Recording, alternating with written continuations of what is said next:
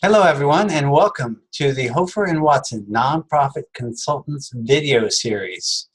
Today's interview is sponsored by the Hofer Watson Nonprofit Management Certificate course, which provides current nonprofit workers with the information that they need to become leaders in their organization and the field.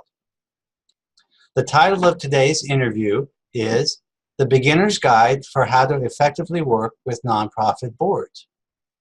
My name is Dr. Rick Hofer, and today I'm talking with expert Dr. Larry Watson about how every nonprofit CEO can get started on the right track in dealing with nonprofit boards. Welcome, Dr. Larry Watson. Thank you for having me. That's something I really like to talk about is nonprofit boards, so I appreciate the opportunity to talk with you about it.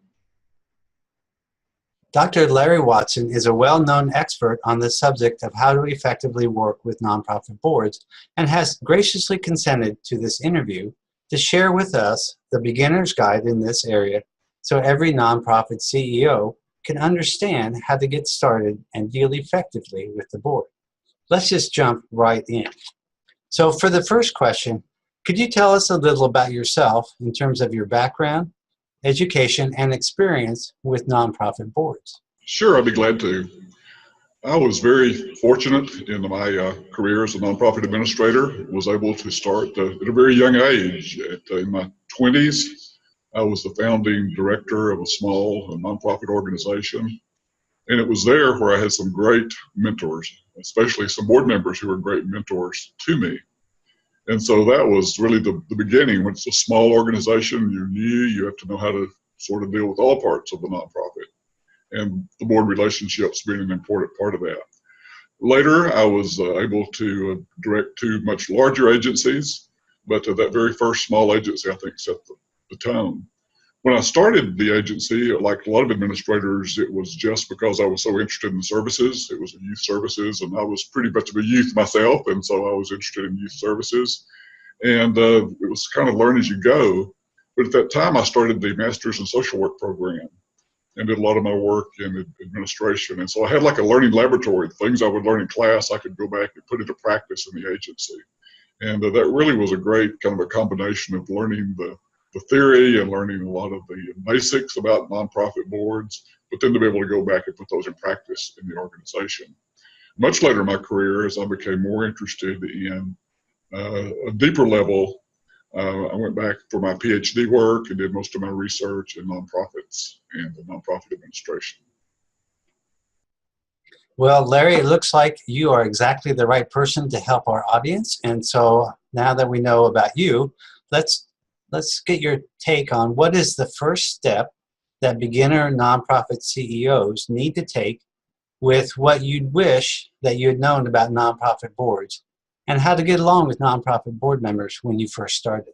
I think the very first thing and the most important thing is to understand the relationship between the CEO, the chief executive, and the board of trustees, because everything else flows from that. And part of that is just to really understand what are the different roles. What's the role of the board? What's your role as the director? And sometimes in the literature, you'll see things that say, well, the difference is that the board is responsible to set policy and the executive carries out the policy. And that's true as far as it goes, but that's really not the whole story. It's really an interplay between the two. The CEO has a lot of influence on policy, and the board members have a lot of influence over how the administration of the agency is carried out. So I really think of it more as a dance. It's like a tango. If you've ever watched tango dancers, there's not any set steps or set moves, but they sort of anticipate each other and they kind of move together in sync. And that's really how it works when you work well with the board, that you understand them, they understand you, and that you work together. And there is a clear difference, that there is the difference that you respect that they're volunteers, they're giving their time. They really are the trustees. I like that term, the board of trustees, because they have been given the trust of this organization.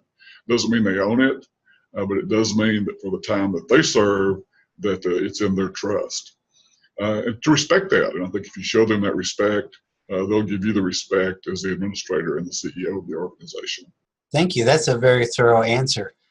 Is there any tools or any way that a new nonprofit can go about learning about those roles and responsibilities? I really like the materials that are produced by BoardSource. They have some really great training materials that are available to nonprofit executives and to board members. And I would recommend anyone to look there as one place to look for that kind of material. I think theirs is probably the best that's out there. Wonderful. I know that the BoardSource is a great resource, not just for that, but for many other things as well. Well, let's go on to the next thing, the next step that beginner nonprofit CEOs need to know about this topic. What would you say, once they understand the roles and responsibilities, what's the next step? I would say it's communicate, communicate, communicate. But the most important thing, after you know the responsibilities and respect those, is to keep the board informed. You never want the board to be surprised. You always want them to know what's going on in the organization. And part of the way you do that is through the formal structures of the board meeting materials, to be able to compare those materials, and to give them not just information, not just reporting to the board, but what are those things they need to know, what's the information they need to have to make the proper decisions for the board that are important to the life of the organization. So to make sure that you have the correct information financially, program-wise, that they really have a clear picture of the organization. And again, that they're never surprised. That sounds like a great bit of advice. Well, let's move on to the third step then that you have laid out for us, now that we know the first two. And so what would that third step be for the beginner nonprofit CEO? This may sound a little unusual, but I think an important step to understand is that tension in the boardroom, tension between the CEO and the executive are a good thing. I think many times people think, oh, that's a bad thing, there's tension. Well, there needs to be tension. I really believe the saying that if you go into the boardroom and there's no tension, then the organization's dead. Because what I think that says about tension is if that's the time that it means the board's engaged, they want to hear from you, they want you to be accountable for the well-being of the organization, and you want to make it very clear that you understand that they're your boss. I think sometimes CEOs, when they forget this, that's when people get fired sometimes. They forget that the board really are the bosses of or their boss particularly. That's the only person they supervise is the CEO, and that they are accountable to them. So if there's no tension there, that means that's not real clear to everybody involved in it. So I would say, again, that to recognize that tension, to work with it, and to see it as a good thing.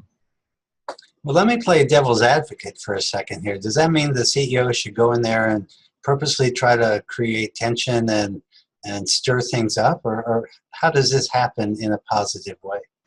No, absolutely not. You're not looking to create tension, but I think it's a natural tension when you understand that you are given the report, that you are being held accountable because they have given you that trust.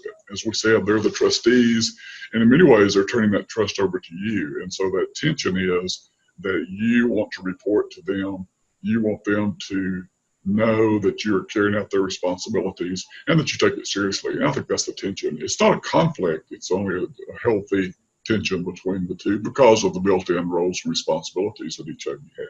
Great, thanks for clarifying that. I was getting worried that the nonprofit CEO would start throwing bombs out there and just to see things happen.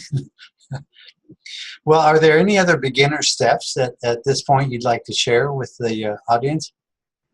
Maybe not another step, but I think another aspect is for CEOs to understand how valuable the board really is, to really look that your board members can be your greatest asset. If you're lucky enough to get mentors early on, that's a great thing. I can remember my first board member taught me the best lesson, the very first board meeting I ever went to. I was all prepared, and I was trying to do these communication things and have everything together, and I had the financial report, and I had the grant report, how we were doing the grants, and he was such a kind older man, and at the end of all that, he said, "Oh, Larry, that's such a wonderful report. Thank you so much for that wonderful report. But in the future, I'd like to request that the first item of the agenda always be the program report."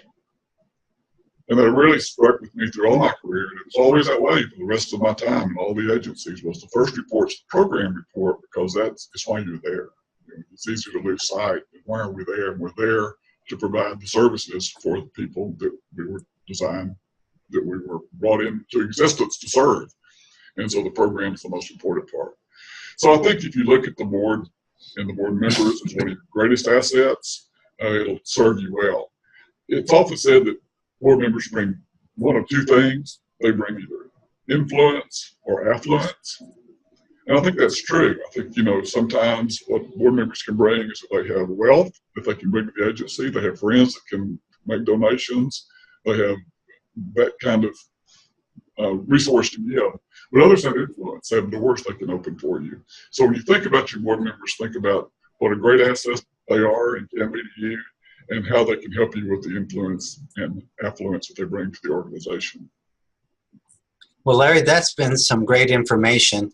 It sounds like if we wanted to sum it all up, we could say that the nonprofit CEO beginner and more experienced, of course, as well, their greatest way of approaching this is to have the proper mindset about their role and the role of the board members. Would you agree with that? I do agree with that. I think the mindset is that we're a partnership, that we're in this together. We have different roles to fulfill, but we're both here to advance the organization, and it's a partnership that and a relationship we need to nourish and to take seriously. So is there anything I haven't asked you that you'd like to just make a comment on about how to get along with nonprofit boards? Well, I think just overall, the reality of it is it's hard. It's a tough job because there's many moving parts to it. And many times we, even only that part, we forget there's great joy also. And one of those joys, I think, is working with board members. I've had through my career the experience to be able to meet some of the wealthiest people in this nation, and for them to put their resources towards the services that they and I thought were important. And I've met some people who are great practitioners. I've met some people who just, all kinds of reasons that they're involved in the organization. And if you look at it that way, of the opportunities to be in the presence of these people, that they have your same mindset, or hopefully they would be on the board if they didn't believe in the same things you believe in as far as service, and to see them as a great asset, some as mentors, and all of them that they're in a common cause with you. Thank you, Larry. This has been a great interview, and I so appreciate you taking the time to do this. I'm sure all the nonprofit CEOs who are watching this will have learned a great deal about how they can be on the right foot with their boards, and especially their board chairs. So is there anything that you could tell us about the sponsor of this interview, the Hofer Watson Nonprofit Certificate Program? Beyond what you've already said, what kinds of things do students learn in that certificate program? It goes into much more detail. I think very specifically, you know, in this interview, we've talked about the responsibilities, but we haven't said a lot about what those are. And we go through 10 major responsibilities of nonprofit boards. We then talk about some of those communication styles. One that we talk about is like an informal kind of newsletter or informal channels to use with the boards of trustees, those kinds of details. Some real specifics about how boards can be structured, the most efficient way to structure boards. And then finally, some real hands-on kind of exercises, how to go in there and kind of work through some of the material to make sure you have a good grasp of it. Wonderful. That sounds like something all nonprofit CEOs could use, and also people who want to move up into the leadership of an organization, because they need to know that, even just to be thinking about how they would approach a job. And that kind of question would come up in the job interview, I would imagine. Yes, absolutely. And it's one of the reasons that we wanted to bring the course, because not everyone's going to have the luxury that I had of having these great mentors so early in my career. So if you can take step forward and have some of that material to learn some of that information, it's a big step towards getting where you want to go career-wise. Great. Well, I will add to this interview, the video here, when we do a little post-production on this. I'll add the URL where people can check out the certificate program and the other things that we have as options for learning postgraduate and the kind of learning that we wish all nonprofit managers and supervisors and CEOs knew. So with that, I'll bid you farewell and thank you again. And thank you.